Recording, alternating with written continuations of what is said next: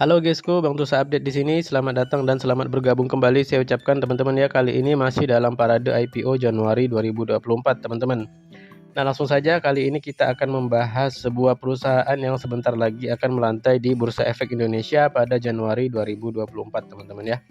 Nah, kita kedatangan PT Adi Kartiko Pratama Tbk dengan kode sahamnya NICE ya, teman-teman. Untuk sektornya itu ada di basic material, periode book building tanggal 15 sampai 21 Desember 2023. Tentang harga IPO ada di 430 sampai 530 rupiah per lembar saham dengan jumlah saham yang akan ditawarkan itu sebanyak 12.164.040 lot, teman-teman ya. Nah, seperti biasa teman-teman, kita akan kupas dari segi underwriter, struktur IPO, penggunaan dana IPO, laporan keuangan, valuasi, dan lain-lain ya. Tak lupa disclaimer, video ini saya buat sebagai media informasi dan edukasi kepada teman-teman, juga sebagai bahan pertimbangan apakah nantinya teman-teman akan ikut meramaikan IPO-nya si NICE ini atau tidak ya, teman-teman. Oke teman-teman, sebelum masuk ke pembahasan prospektus ya, kita bahas dulu profil singkat dari si NICE ini ya, teman-teman. NICE ini didirikan pada tahun 2008, merupakan perusahaan yang bergerak di bidang pertambangan biji nikel dengan kegiatan eksplorasi melalui proyek nikel laterit yang merupakan kontributor nikel dunia. Nah, tambang perseroan itu terletak di Konawe Utara, Sulawesi Tengah, teman-teman. Memiliki area konsesi tambang itu seluas 1975 hektar, di mana kepemilikan dan pengoperasian dilakukan secara 100% oleh perseroan. Perseroan berkomitmen untuk menyediakan nikel berkualitas tinggi bagi para pelanggan perseroan ya, teman-teman. Operasi perseroan dijalankan sesuai dengan peraturan yang ketat, menciptakan lingkungan kerja yang aman, bermanfaat, dan memuaskan, serta memupuk budaya inovasi dan kolaborasi yang memungkinkan perseroan tetap menjadi yang terdepan di dalam industri. Nah, itu tadi adalah profil singkat dari NICE ya, teman-teman. Jadi dia ini adalah perusahaan pertambangan nikel di Sulawesi Tengah. Oke teman-teman, dari prospektusnya ya, IPO NICE kali ini itu sedikit berbeda dari IPO lainnya, teman-teman. Perbedaannya itu ada di struktur IPO ya, teman-teman. Sebagai informasi awal bahwa di IPO-nya NICE ini itu ada beberapa aksi korporasi yang terjadi. Seperti itu ya. Nah, apa sajakah itu? Saksikan video saya sampai selesai untuk IPO-nya NICE kali ini ya. Kita akan coba lihat apakah IPO-nya NICE ini masih tetap menarik atau tidak. Seperti itu guys. Oke, langsung saja kita meluncur ke bagian prospektus dari si NICE. Oke teman-teman, ini ada indikasi jadwal dulu ya. Kita lihat akan memulai masa offering pada tanggal 3 sampai tanggal 5 Januari 2024 dan akan listing pada tanggal 9 Januari 2024. Dengan penjamin emisi atau underwriter ini ada 3 ya teman-teman. Ada KB Velburi, Trimegah Sekuritas, dan UOB Kay Hian lagi teman-teman ya. Seperti itu. Nah, UOB Kay Hian ini teman-teman juga akan mengawal saham IPO Akro ya teman-teman. Kemudian secara historis atau track record ya, ketiga underwriter ini cukup bagus ya teman-teman dalam mengawal saham IPO. Nah, kita bahas ada KB Velburi ya teman-teman. Dia ini sering join ya dengan beberapa sekuritas ya. Di sini tercatat ada IOTF itu join 1 kali arah, kemudian MSIE teman-teman. Nah, ini yang jelek ya untuk si KB Velburi. Itu 5 kali ARB ya, join dengan sekuritas lain juga. Nah, kemudian sebelumnya lagi mengawal saham IPO SMIL. SMIL ini join juga ya si KB Velburi-nya. Itu berhasil arah teman-teman ya untuk IPO-nya SMIL. Nah, kemudian kita bahas dari track record Trimegah Sekuritas teman-teman ya. Trimegah Sekuritas ini juga cukup bagus ya teman-teman. Cukup banyak saham yang dikawal dari si Trimegah ini. Dan terakhir dia mengawal saham IPO Mutu ya teman-teman. Itu berhasil 1 kali arah. Kemudian mengawal Cyber atau CBR itu juga arah ya teman-teman. Kemudian sebagai underwriter tunggal itu mengawal saham IPO-nya Maha. Maha ini juga dikasih cuan teman-teman ya. Hara juga teman-teman untuk LG atau Trimegah Sekuritas. Nah, yang ketiga ini underwriternya adalah AI atau UOB Kay Hian ya teman-teman. Nah, ini juga bagus ya teman-teman untuk IPO-nya. Jadi secara historis untuk IPO-nya NICE ini ketiga underwriternya bagus ya teman-teman dalam mengawal saham IPO ya. Mungkin yang agak jelek di sini ada KB Velburi teman-teman, seperti itu. Oke teman-teman, selanjutnya kita bahas di sini adalah struktur IPO dari NICE ya teman-teman, yang tadi saya bilang sedikit berbeda dari IPO lainnya. Nah, jadi dalam IPO ini sebanyak-banyaknya 1.216.404.000 saham biasa atas nama milik pemegang saham penjual dalam kurung saham divestasi.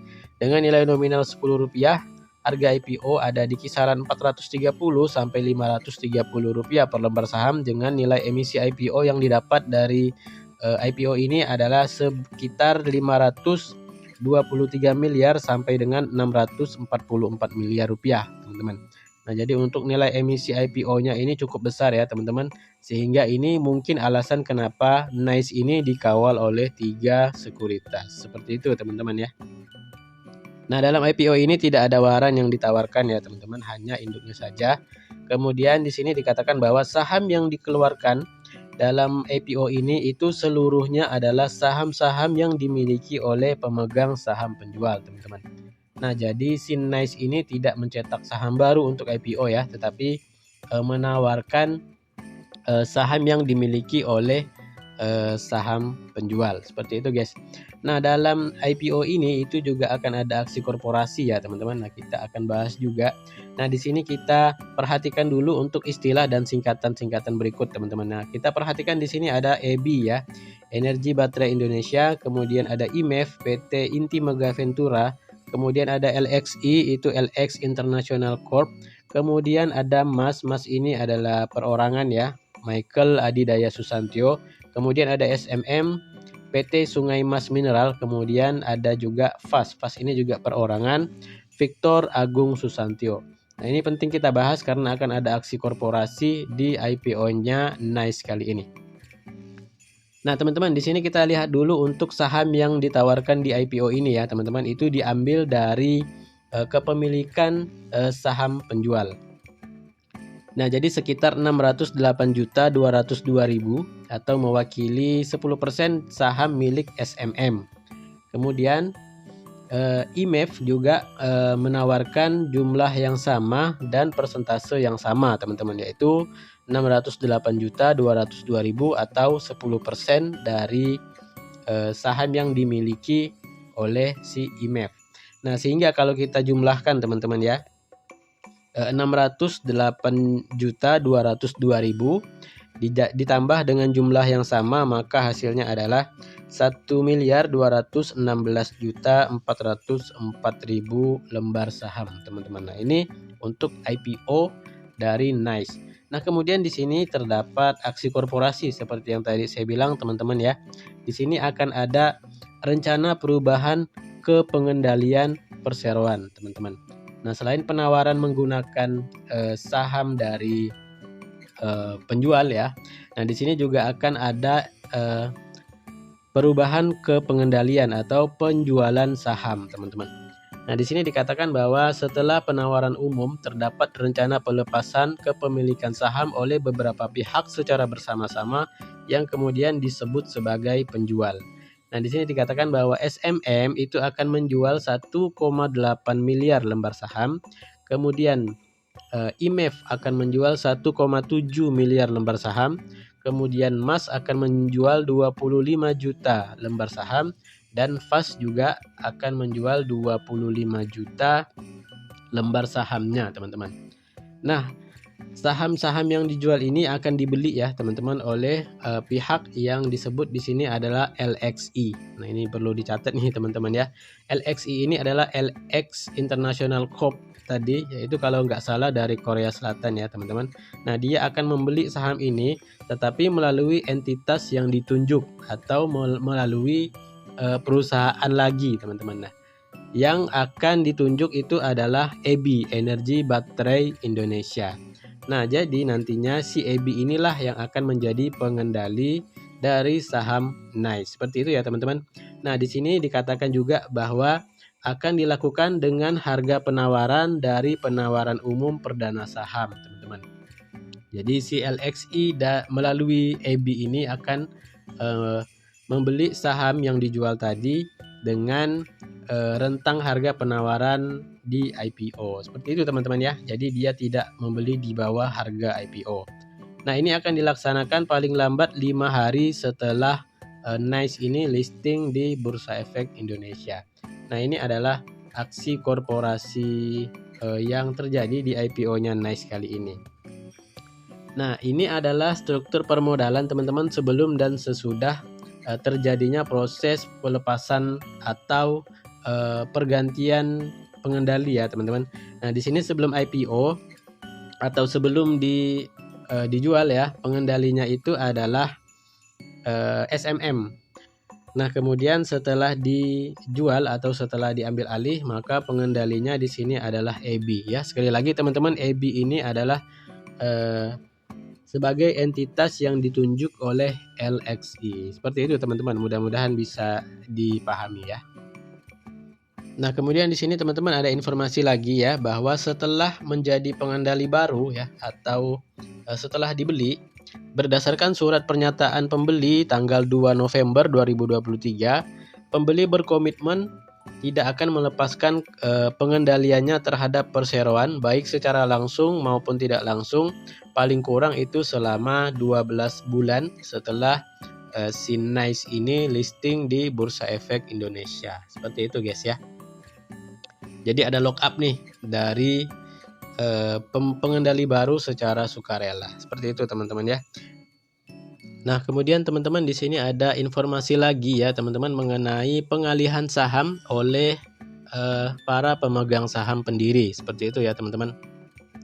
Nah, jadi berdasarkan struktur permodalan tadi yang kita lihat setelah terjadinya proses penjualan dan pengalihan pengendali ya, maka saham yang tersisa adalah saham milik SMM dan IMEF, teman-teman.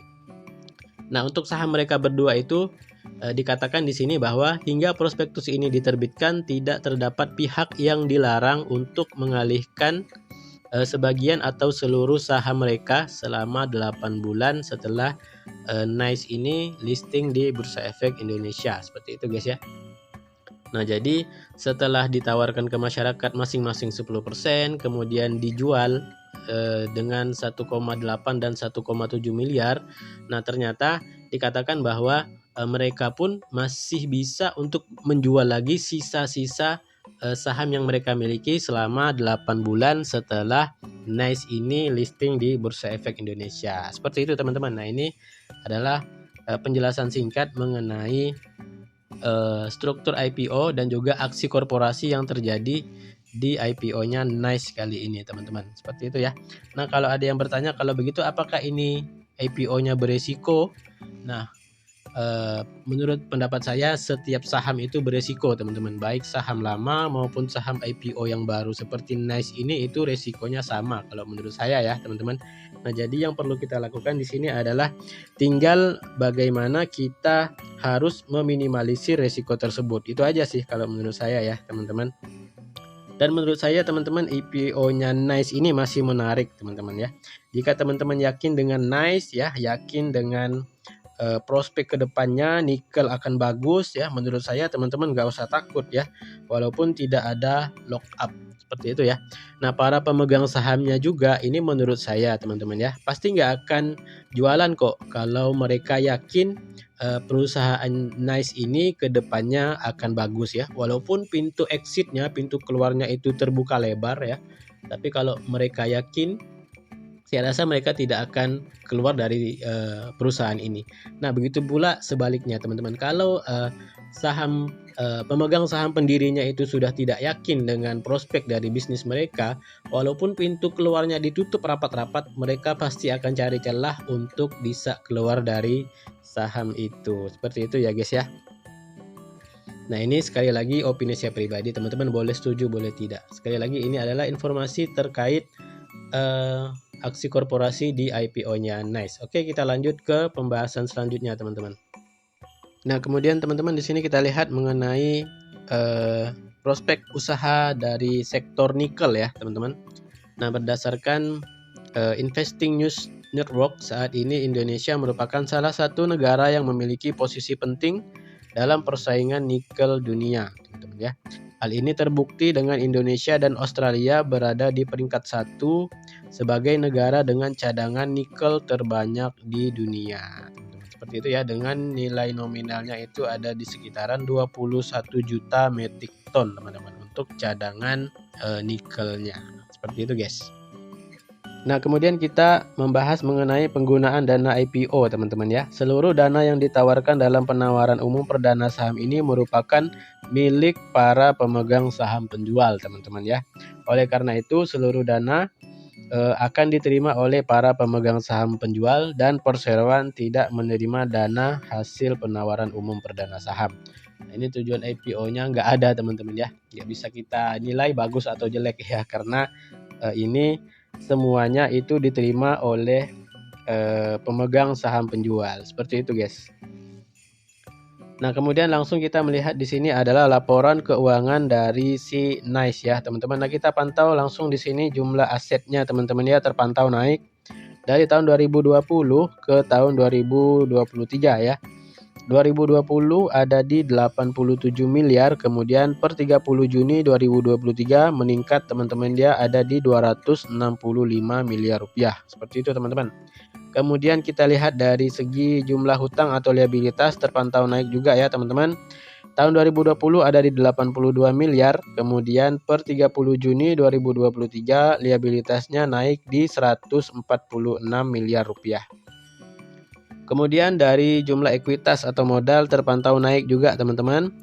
Dari tahun 2020 ada di 4,1 miliar, kemudian per 30 Juni 2023 ada di 119 miliar rupiah. Nah, itu untuk ekuitas dari NICE. Nah, kita lihat juga di sini adalah laporan laba rugi ya teman-teman dari si NICE ini.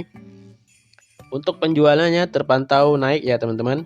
Dari tahun 2020 itu ada di 103 miliar teman-teman ya. Kemudian ini ada kenaikan terbesar itu di tahun 2022 ada di 867 miliar teman-teman untuk penjualannya. Kemudian per 30 Juni 2023 itu ada di kisaran 378 miliar rupiah untuk penjualan dari si NICE ini teman-teman. Oke teman-teman, selanjutnya kita bahas di sini adalah kebijakan dividen dari perseroan ya, dari NICE. Perseroan merencanakan untuk membagikan dividen kas sekurang-kurangnya 1 kali dalam 1 tahun. Nah, maka manajemen perseroan merencanakan pembayaran dividen kas minimum 25% dari laba bersih tahun buku 2023 yang akan dibagikan pada tahun 2024. Nah, ini menurut saya menarik teman-teman ya, karena baru IPO langsung berencana membagikan dividen bagi para investornya. Seperti itu guys. Nah, kita intip di sini mengenai komisaris dan dewan direksi ya teman-teman. Ini ada Victor Agung Susantyo selaku komisaris utama ya, juga sebagai pemegang saham yang melakukan aksi penjualan sahamnya. Seperti itu guys. Kemudian ada Bapak Raden Suhyar selaku komisaris independen. Nah, kemudian di sini ada Stefano Rizky sebagai direktur utama dari NICE ya teman-teman. Kemudian ada Michael Adidaya Susantyo selaku direktur. Nah, ini juga pemegang saham yang menjual sahamnya ya teman-teman. Kemudian ada Bapak Hendra Prawira selaku direktur juga teman-teman, seperti itu. Nah, ini sifat hubungan kekeluargaan ya, bahwa si Fas dan Mas itu merupakan saudara kandung. Kemudian di sini kita lihat adalah valuasi dari si NICE ya teman-teman. Untuk potensi market cap itu ada di kisaran 2,6 triliun sampai 3,2 triliun. Price to salesnya ada di 3,2 kali sampai 3,9 kali. Untuk PER atau price to earning ada di 36,7 sampai dengan 45,2 kali. Dan PBV atau price to book value-nya ada di 4,1 sampai 4,2 kali teman-teman. Oke teman-teman, dari hasil pembahasan kita terkait IPO saham NICE ya teman-teman, sudah ada beberapa poin yang bisa kita jadikan bahan pertimbangan. Nah, yang pertama kita lihat dari segi sektor bisnis dan usahanya ya teman-teman. Menurut saya NICE ini menarik ya teman-teman, karena kita lihat sekarang nikel juga sedang diperbincangkan kembali untuk digadang-gadang menjadi sumber energi baru menggantikan batu bara. Dan kalau kita lihat juga sekarang teman-teman, banyak perusahaan-perusahaan batu bara itu yang mulai ikut menambang nikel ya, seperti itu. Nah, kemudian kita bahas dari segi underwriter ya teman-teman. Nah, underwriternya ini bagus ya dalam mengawal saham IPO. Untuk momen jangka pendek itu sering ngasih cuan, seperti itu teman-teman. Kemudian kita bahas dari segi penggunaan dana IPO. Nah, penggunaan dana IPO-nya ini tidak ada ya teman-teman, jadi tidak bisa kita nilai jelek atau bagus ya, karena dana IPO-nya masuk kantong para pemegang saham penjual, dan perseroan pun tidak dapat uang dari hasil penawaran umum ini, seperti itu teman-teman. Kemudian kita lihat dari segi laporan keuangan ya. Untuk si Nice ini laporan keuangannya bagus ya teman-teman. Terjadi peningkatan dari segi aset, kemudian ekuitas juga terpantau naik seperti itu ya. Diikuti dengan hutangnya juga naik teman-teman. Kemudian dalam IPO ini tidak ada waran ya teman-teman. Kemudian pembagian dividen itu akan dijanjikan perseroan dibagikan pada tahun 2024 berdasarkan laba tahun 2023. Ada di persentasenya itu 25%, seperti itu guys, untuk dividen dari Nice. Kemudian yang terakhir ya teman-teman, secara valuasi ini IPO dari Nice dijual ke masyarakat itu dengan valuasi yang mahal ya teman-teman. EBV-nya udah 4 kali ya. Kita lihat juga pernya tadi sudah puluhan kali ya teman-teman, seperti itu.